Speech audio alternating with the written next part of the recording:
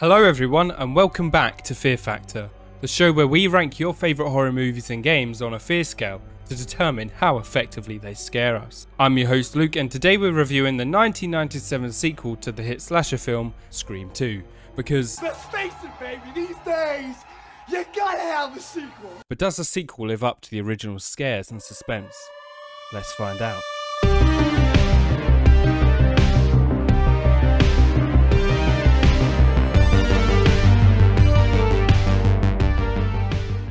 The movie takes place 2 years after the events of the first movie, where Sidney Prescott, played by Neve Campbell, is now a college student and is once again targeted by the infamous Ghostface Killer, who's now a movie star thanks to the Stab movies, a series of movies based on the Woodsboro murders. The movie also introduces new characters, including Sidney's friend, Hallie, played by Elise Neal, and Sidney's new, slightly less psychotic boyfriend, Derek, played by Jerry O'Connell, who adds some fresh blood to the mix. Right from the opening scene, Scream 2 establishes its identity as a sequel by mirroring the opening of the first movie. This time, however, director Wes Craven plays with the audience's expectations by subverting the familiar formula. Instead of Casey Becker, played by Drew Barrymore, getting terrorized in her own home, Maureen Evans, played by Jada Pinkett Smith, and her boyfriend Phil Stevens, played by Omar Epps, get attacked in a packed movie theatre during a showing of the Stab movie. It's just a shame a certain someone wasn't able to save her. It's a clever way to set the stage for the rest of the movie and immediately raises the stakes by making it clear that no one is safe. The scene is both hilarious and suspenseful,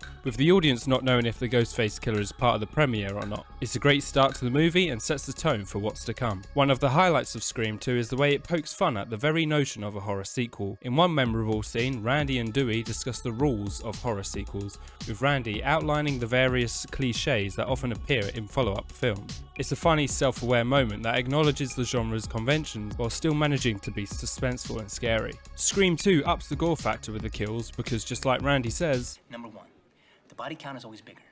Number 2, the death scenes are always much more elaborate. More blood, more gore. Who eventually meets his demise when trying to figure out who the killer is, by getting pulled into a van and stabbed to death to the song Suburban Life by Cottonmouth Kings. When his body is revealed, we see he has a slit throat and a well-presented bloody glazing all over his body. Cece, played by Sarah Michelle Gellar, also gets stabbed and thrown off a balcony while the rest of the college students are partying. Wait a minute, is that Stu? But the goriest scene has to go to Officer Richards, played by Christopher Doyle, who is impaled by a construction pole when Ghostface hijacks and crashes the car. This death is then followed by an extremely suspenseful scene of Sidney and Hallie climbing over Ghostface's body to get out of the car. But it does make you question why they didn't just grab the knife and stab the killer while they had the chance, because, well, Scream 2 continues the trend of Ghostface jumping out of places and appearing out of nowhere, which constantly keeps the audience on edge, wondering if Ghostface is going to show up. A few examples of these scares are when Ghostface appears behind Randy, behind Gail, and when Ghostface appears at the car window and smashes it.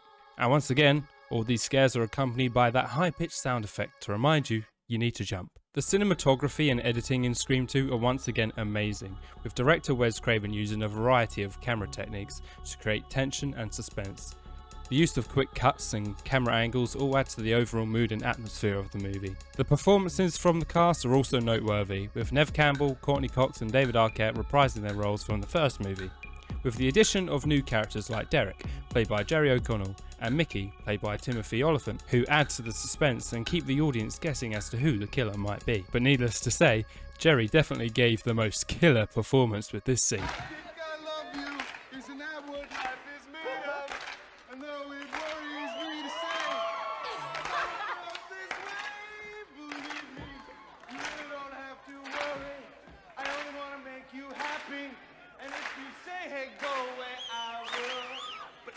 Better still, I better stick around and love you. Do you think I have a face?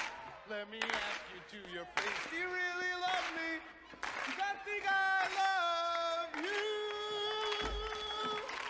The reveal of the killer's identity is once again a satisfying payoff, and the movie ends on a high note. While Mickey being the killer was less of a shock, considering he wasn't actually that much of a prominent character in the movie, the reveal of Debbie Salt, the overly enthusiastic reporter, was actually Mrs. Loomis, Billy Loomis's mother, was a huge surprise. So, on our fear scale of 10, where does Scream 2 rank? Scream 2 ups the suspense and stakes by killing off one of the series' most beloved characters, Randy, which made you fear for the other characters later on in the movie. It also increased the gore and the number of kills. Due to that reason, I'm giving Scream 2 a solid 5 out of 10 on our fear scale. That's one higher than the original. Thanks for watching this episode of Fear Factor. Be sure to tune in next time as we review and critique more horror movies and games to determine just how scared they make us. And remember, if you feel a sudden chill in your room, it's probably just a draft. Or is it?